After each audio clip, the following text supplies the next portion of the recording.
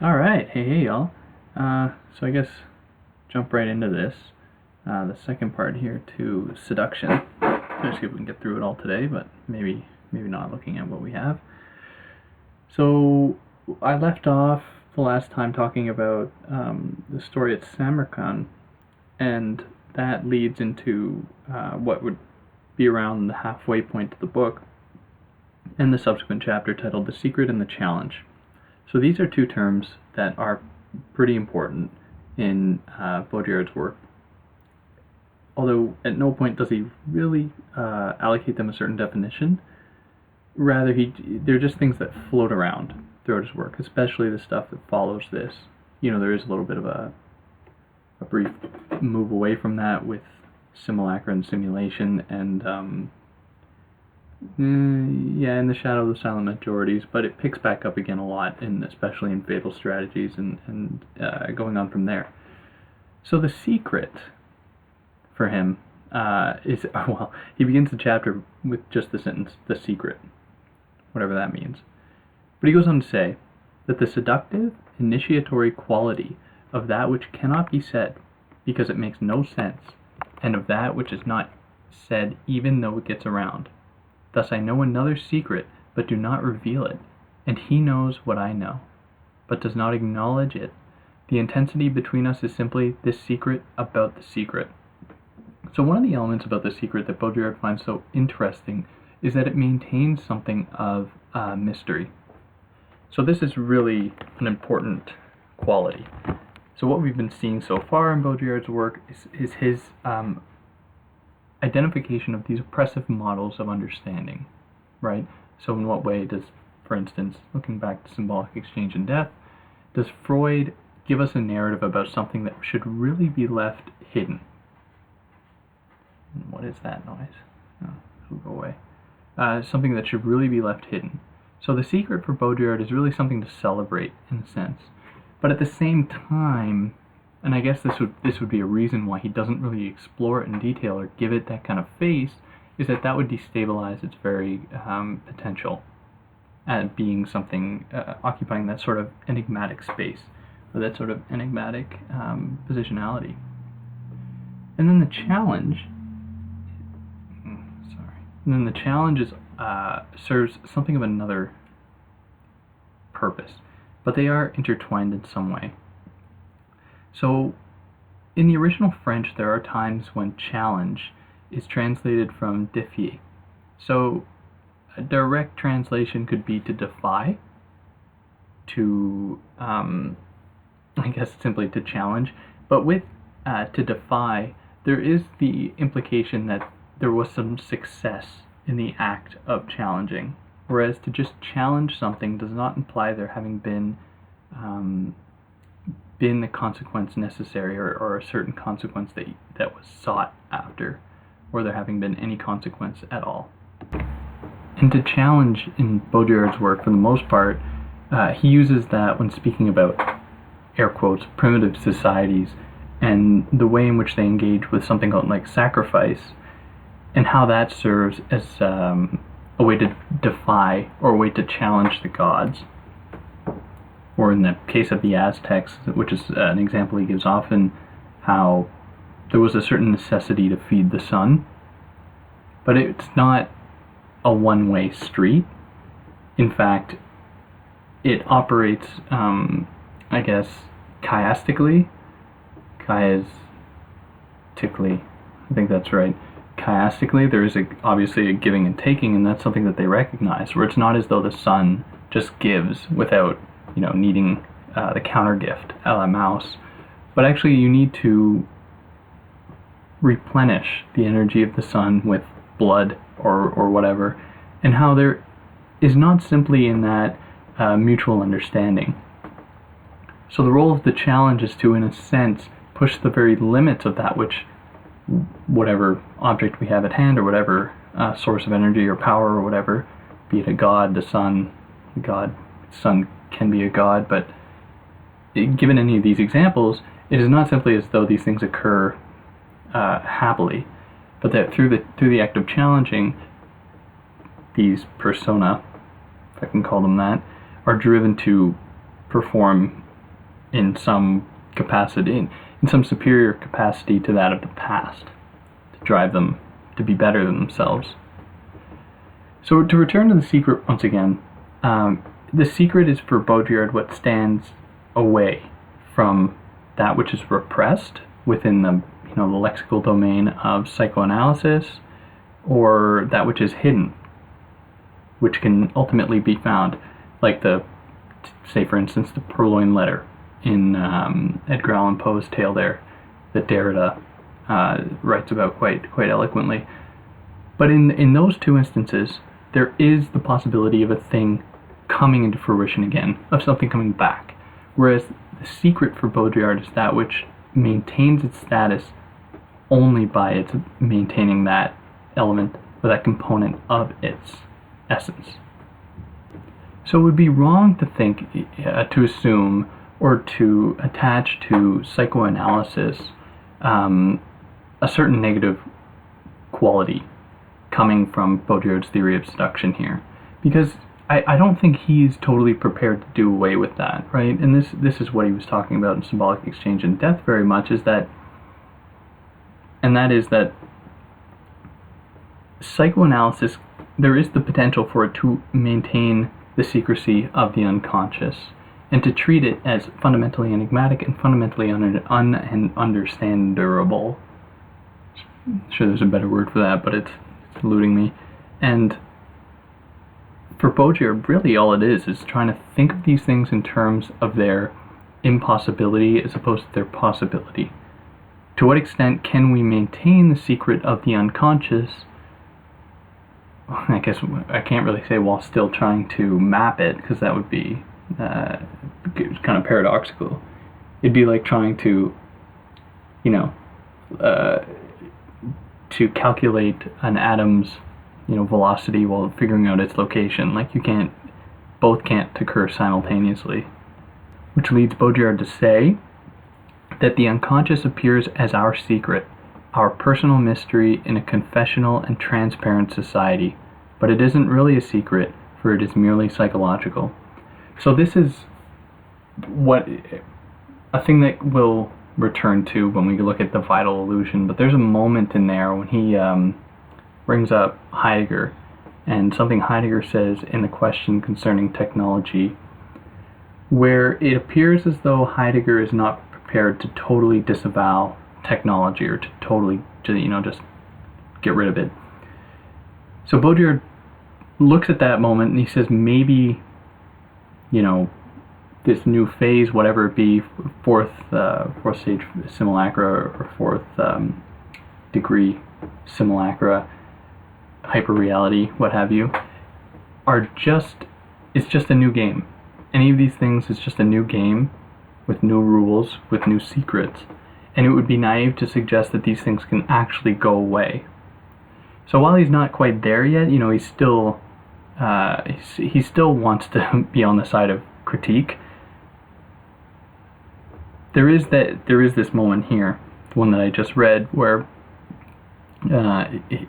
the unconscious serves not the goal of the secret, or it does not come to mimic the secret, but that it serves as a sort of cathartic release, or as a compensatory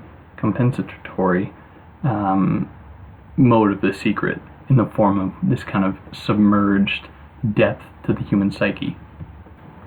So seduction is then for Baudrillard the act of turning one from one's truth.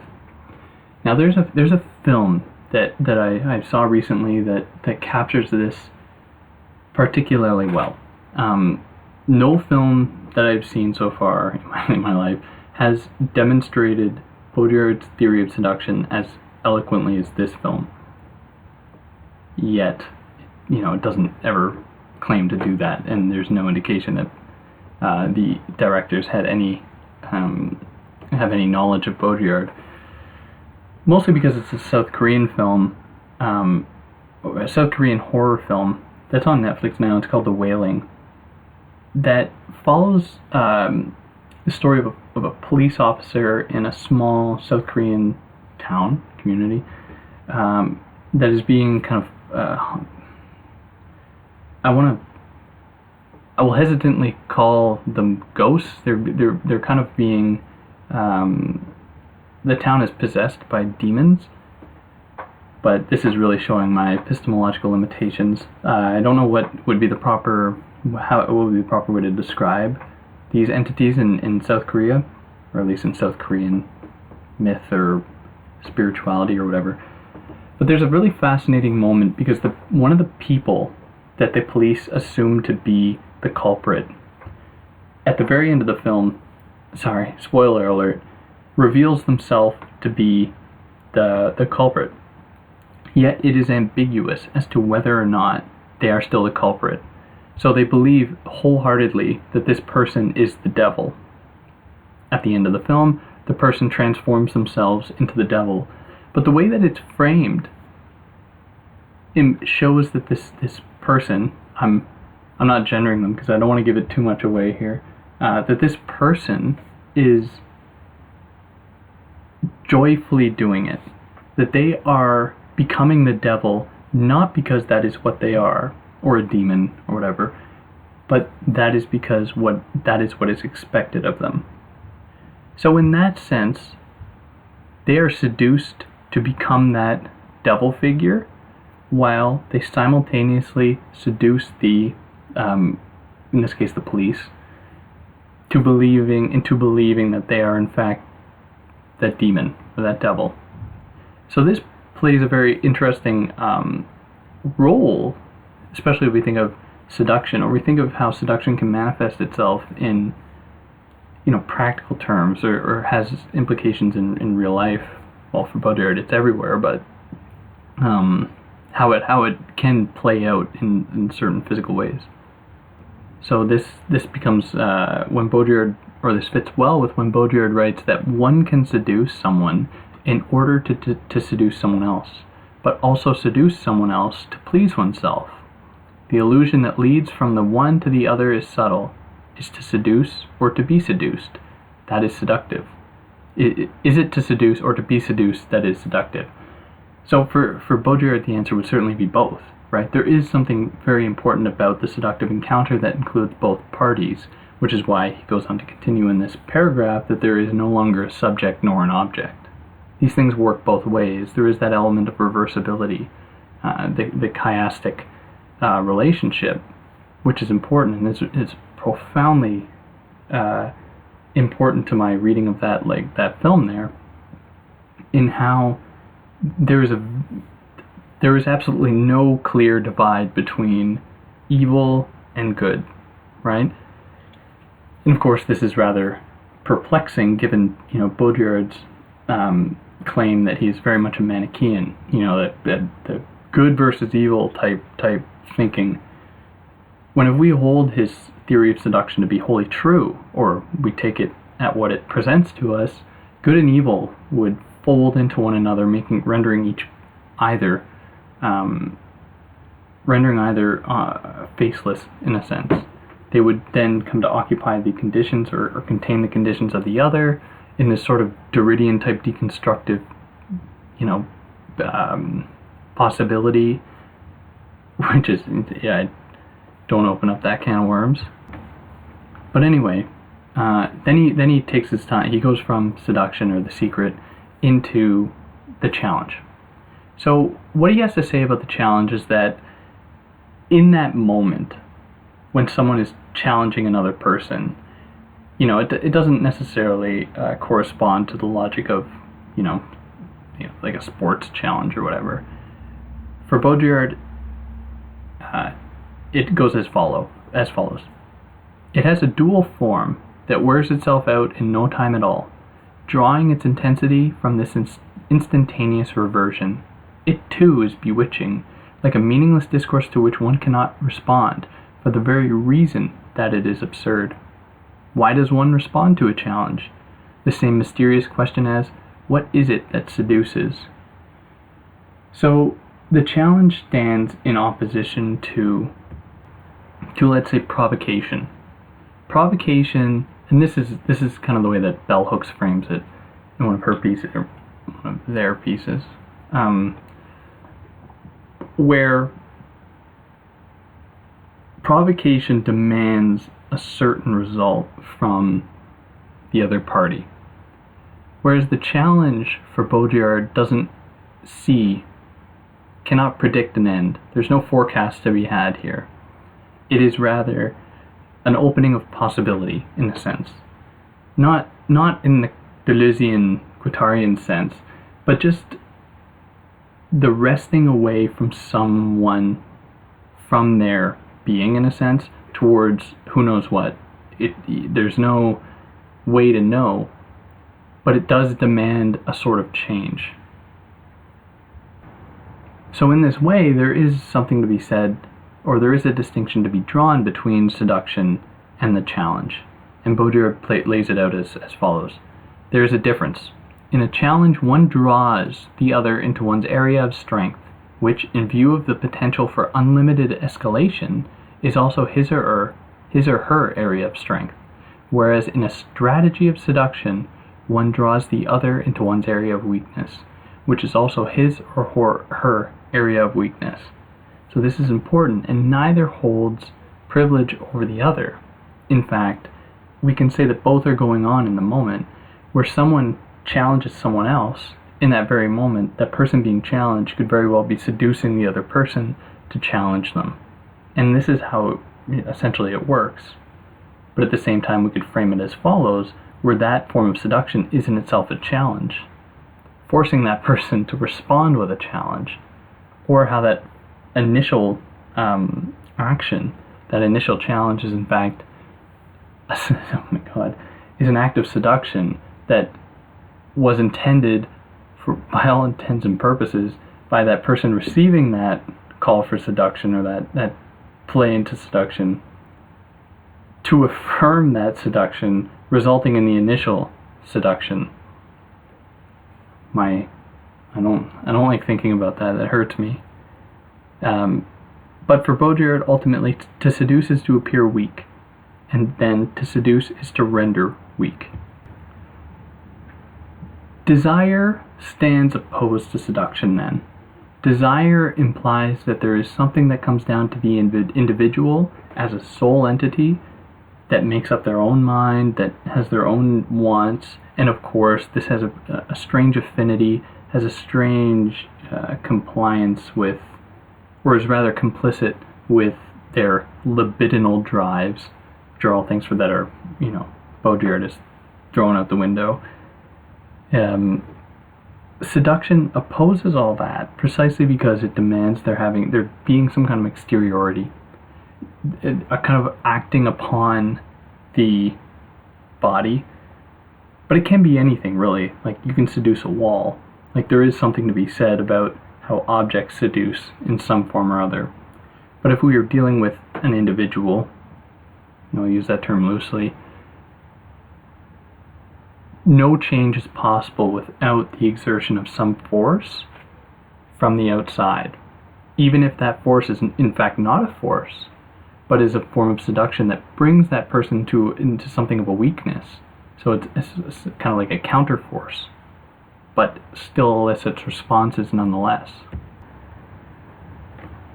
So what is then to be said about seduction today?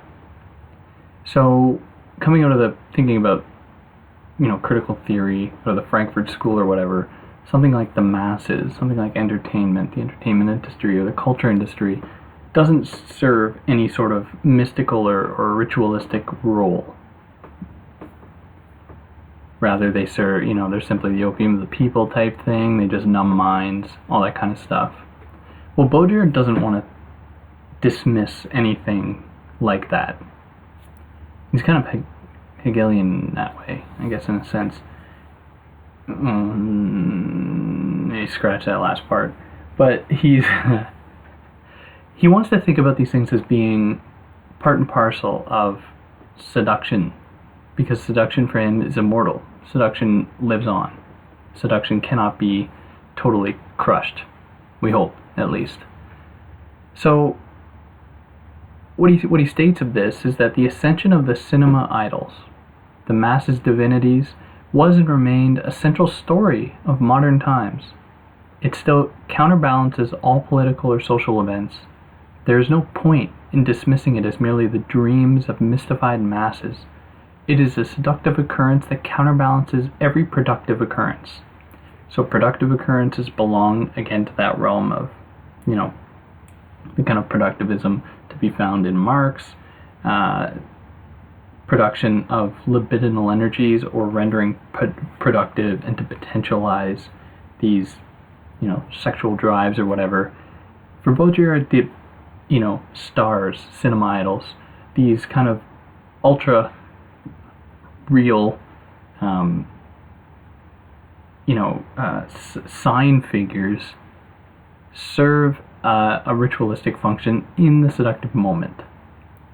So he states then, he goes on to continue that, to be sure, seduction in the age of the masses is no longer like that of les liaisons dangereuses, or dangerous liaisons, or Diary of the Seducer for that matter, like that found in ancient mythology, which undoubtedly contained the stories of the richest in seduction. In these, so in those kind of old stories where seduction, before the hyperreal or whatever, seduction is hot, while that of our modern idols is cold, being at the intersection of the two cold mediums, that of the image and that of the masses. So there is something of a regression in seduction, where, like he says, it's somewhere to be found between the image and the masses, where the image would occupy a very, very specific role in the history of seduction. We think back to, eidolon in the Greek, or the icon or idol, and how Helen of Troy occupied that role as a phantom, as a simulacrum in a sense, and what that, the effects that had in the Battle of Troy, and what role that necessarily served, the idol or the image in that moment. Whereas now with the masses, with the hyperreal, we can hardly say to be existing in the same kind of moment. But Baudrillard wants to think about it in these two different terms. So there being the it's hot seduction and cold seduction, in very many ways, mirroring that McLuhan type hot and cold media, which he might actually, I think he does bring that up somewhere. Right. The great stars or seductresses never dazzle because of their talent or intelligence, but because of their absence. They are dazzling in their nullity and in their coldness, the coldness of makeup and ritual hieraticism. Rituals are cool, according to McLuhan. They turn into a metaphor for, and the word missing, for the immense glacial process which has seized hold of our universe of meaning, with its flickering networks of signs and images, but at the same time at a specific historical conjuncture that can no longer be reproduced. They transform it into an effect of seduction. So there are still these kind of these elements from hot seduction that permeate today, that still are maintained. And think of the interaction between a person and their television or their telephone or whatever. If I was going to really push a Baudrillardian theory to its logical conclusion, I would say that our obsession with cell phones is, in a sense, an act of seduction, where the cell phone is overall indifferent to us. Whoever's holding the cell phone can get the same result from it. The cell phone doesn't care who the user is, yet it seduces us, and in a way we seduce it, because it wouldn't exist without us. Or there's that sort of personification of the cell phone, like, I hurt my phone, or whatever kind of discourse you can get out of that makes the cell phone human, and then can be inscribed with that sort of meaning, can be brought into the seductive moment as it has existed in the past, that kind of romantic past. So of all this, Baudrillard kind of proposes an interestingly, it's kind of surprisingly pragmatic way to reevaluate how we conduct our lives. So he says that suppose that all the major diacritical oppositions with which we order our world were traversed by seduction, instead of being based on contrasts and oppositions. Suppose not just that the feminine seduces the masculine, but that absence seduces presence, cold seduces hot, the subject seduces the object, and to be sure, the reverse. For seduction supposes that minimum reversibility, which puts an end to every fixed position, and, therefore, every conventional semiology, towards an inverted semiology. So, again, this idea of reversibility permeates. This idea of reversibility is part and parcel with seduction. It's difficult to say if the two can be separated, but they are there. They are intertwined, they're intermeshed, they define each other in many ways. Baudrillard goes on to conclude this book, or work towards the conclusion, by considering the distinction between rule and law. So, quite simply, rule corresponds to a game, while the law corresponds to society, to constitution, to regulation, anything like that. So then the rule, I guess in a sense, corresponds to the realm of signification, corresponds to the realm of seduction, to the secret in a sense, whereas the law is that which, works within political economy. The law is that which, is true. The law is that which is unchanging. Anything of that sort. So he's using these terms kind of loosely, metaphorically. So he states that ordinarily we live within the realm of the law, even when fantasizing about its abolition. So then he goes on to clarify that it is not the absence of law, that stands opposed to the law. Rather, it is the rule that stands opposed to the law. So Baudrillard goes on. The rule plays on an immanent sequence of arbitrary signs, while the law is based on a transcendent sequence of necessary signs. So I think we would do well to just think about this in pretty simple terms. Think about a board game compared to, federal law or something like that. Like, a rule in a game would be that you move your piece according to the number that appears on the die. Whereas, let's just take that as being one possible rule, and then in the realm of law, you can't drive your car over a certain speed limit. So in both of these instances, there are consequences, in a sense, there are certain limitations placed on the person's ability, or the ability to transgress said limits. We all speed in our cars. If, thinking about how fast you're supposed to go on the highway, whether it's, 60, 65 miles an hour or 100 kilometers an hour or whatever, few people, I say majority of the people are above that, so are in a sense breaking the law. There is little consequence for that though, until you go past a certain threshold. And then the consequences become very real, and they match something in the ideal situation, right? If we take a minute and we kind of forget about how certain people get pulled over a lot more than others, and we just think about it as a kind of, idealistic thing, then we have established not only a limit, but we have established a certain set of disciplinary sanctions that will fall upon the person that transgresses that limit. Whereas in the rule, there is no such thing. Even the breaking of a rule, the consequences that come from that are open to discussion. The consequences that come from that do not omit the person who committed said infraction, does not omit their voice from it. I think of just breaking a rule in a board game, for instance, and let's assume that it was by accident, right? Whereas in the case of the law, let's say it was by accident too. People, you're on the highway for 5 or 6 hours, like you sometimes forget how fast you're going, you don't mean to, yet the law remains the same.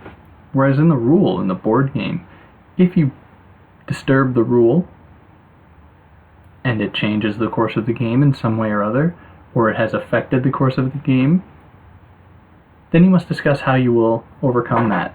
Does the game cease altogether? Do you accommodate said transgression of the rule? Do you continue as though nothing happened? So it's that kind of malleability that interests Baudrillard, and it's in that way that he places it in opposition to the law.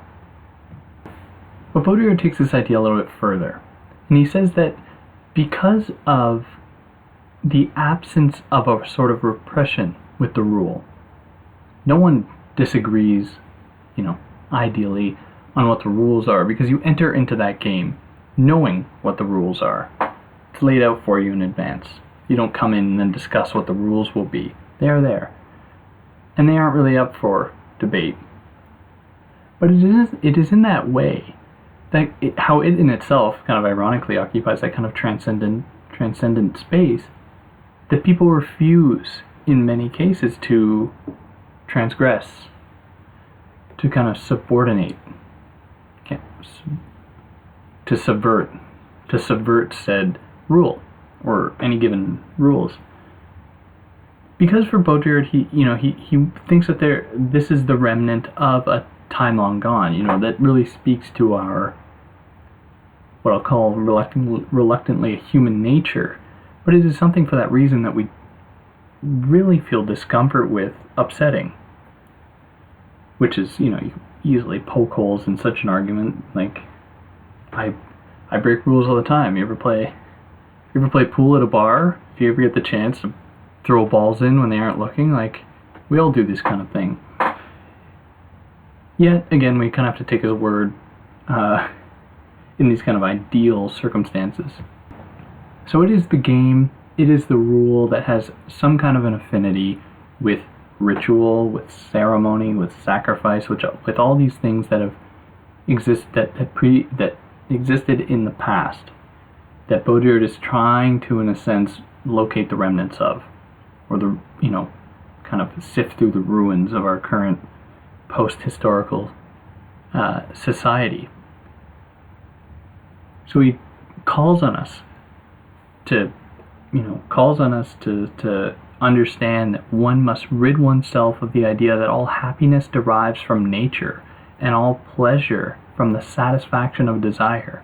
On the contrary, games, the sphere of play, reveal a passion for rules, a giddiness born of rules, and a force that comes from ceremony. Jesus, that was the cat. Scared the shit out of me. A giddiness born of rules, and a force that comes from ceremony and not desire. So we see here the foundations of what will be in his later work be called singularity. So the kind of perfection of any given system, but a perfection that is that people are happy with, in a sense, if such a thing could ever exist, where it demands almost like a pre-conscious state of the human, where you don't have that ability to kind of evaluate your surroundings and say, hey, this doesn't seem right, or something like that. It kind of demands a passivity, like a general apathy to any possibility of there being something wrong occurring, which has some fascist implications. There's no denying that, but in some ways it does have some very, liberal sentiments, thinking about how difference or whatever can in itself be, a whole point of designation, or a whole without it necessarily coming into contact with otherness. Which is interesting because, we think that the West in very many ways, especially in North America where I'm doing this from, we have a profound desire to take things from other cultures. We take yoga from here, and then we take hummus from here, we take our fucking quinoa from over there. We go around and we can do that, and we can, like, a pick and mix toolbox of anything we want. Nothing's off limits. Now this is what stands radically opposed to the rule or singularity for Baudrillard, because it doesn't show there to be a limit. in the realm of the game, there is that element of chance that Baudrillard does not really see existing in terms of the law. So he states that the consummate vertigo induced by a game, when the throw of the dice ends up eliminating chance, ironically, when, for example, the same number appears against all odds several times in a row, a game's ultimate fantasy, the ecstasy of checking chance, when, in the grip of a challenge, the same throw is repeated, the prisoner of a recurring series, and as a result the law and the chance are abolished, just because they are, I guess in a sense, made a mockery of themselves, which is where the radicality of the game as opposed to the law, or the rule opposed to the law, lies for Baudrillard.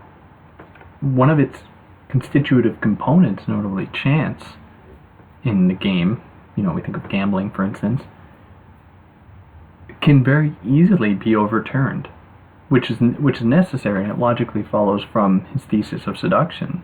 It would be erroneous to attach to any characteristic of, a seductive enterprise, a sort of finality or a determinacy that doesn't allow it to change. Everything must be susceptible to that very change in a form of reversibility, where chance, in a sense, becomes order.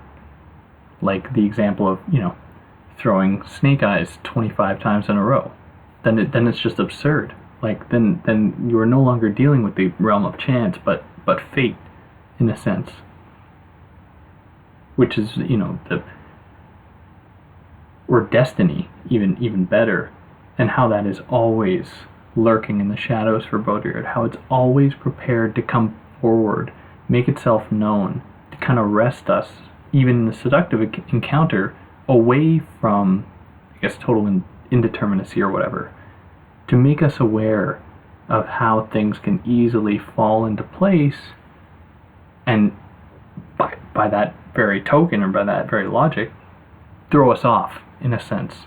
Order as a component of disorder, or as that which leads into disorder, precisely because if we have become accustomed to disorder or chance.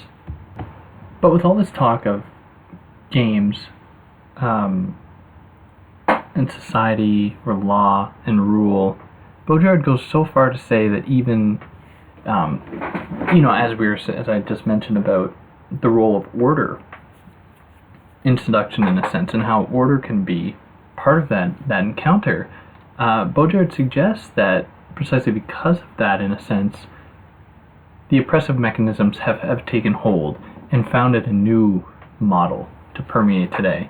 And for him, it takes the form of the norm. So the norm for how it goes for Baudrillard is that we're no longer living in an era of rules and rituals. We are no longer living in an era of laws and contracts. We live today according to norms and models. So here we're hearing the echoes of his earlier work, in the system of objects. And we do not even have a term to designate that which is replacing sociality and the social. So to jump back a little bit, for him, the rule corresponds to, as he lays out here, rituality, the law to sociality, society. The norm, however, does not correspond to anything at all.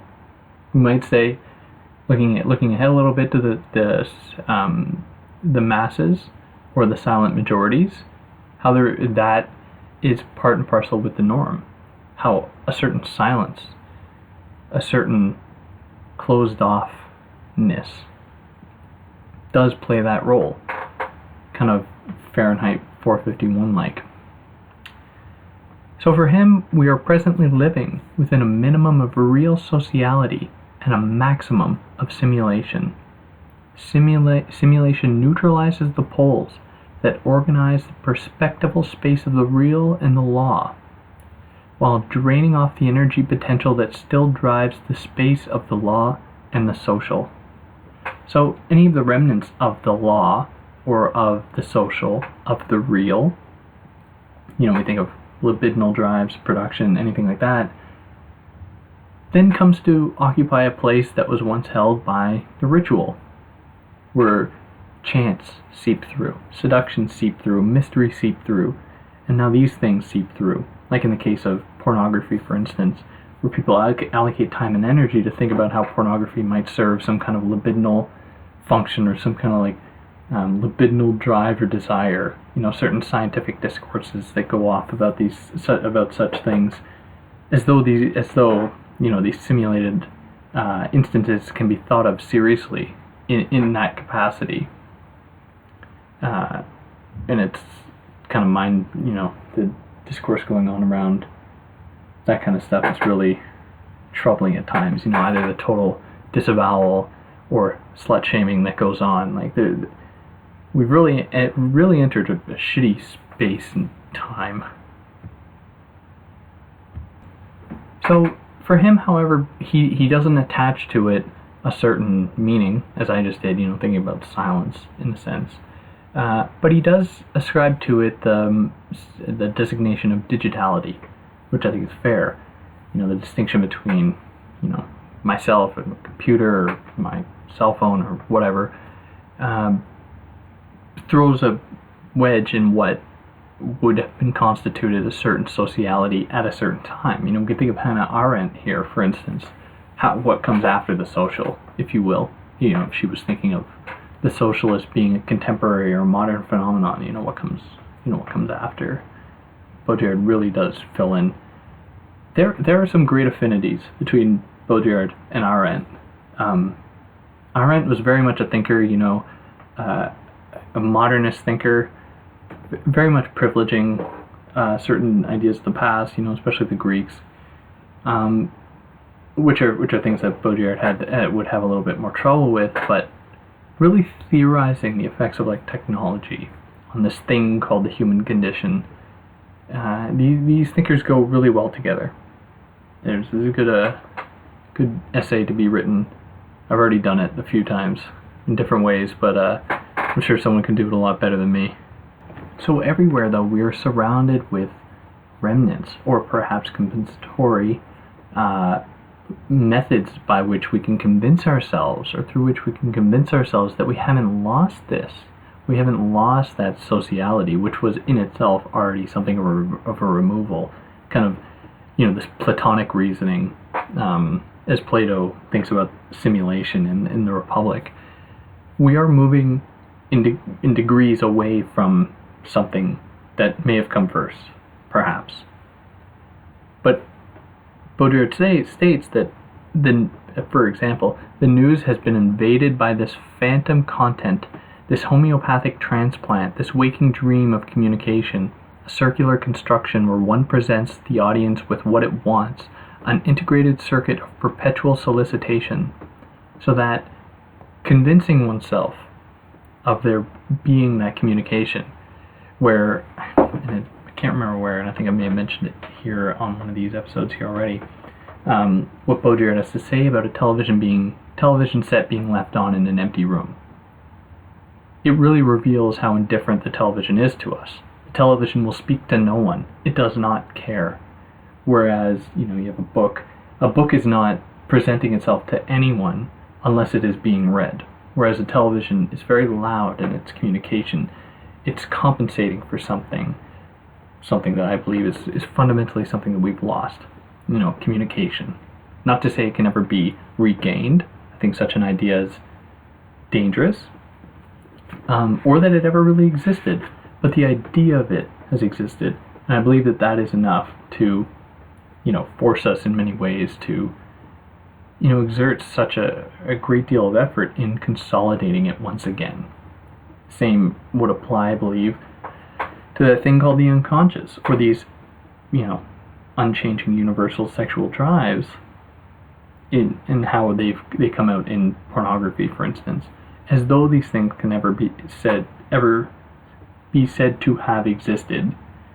In fact, our becoming aware of them existing, we think of Foucault's second volume to the History of Sexuality, was only a condition of their being repressed. in a sense, thinking back to the Greeks. And because of that, in a sense, our kind of management of ourselves turned us into subjects or individuals or whatever, having control over ourselves, and therefore demanded first and foremost that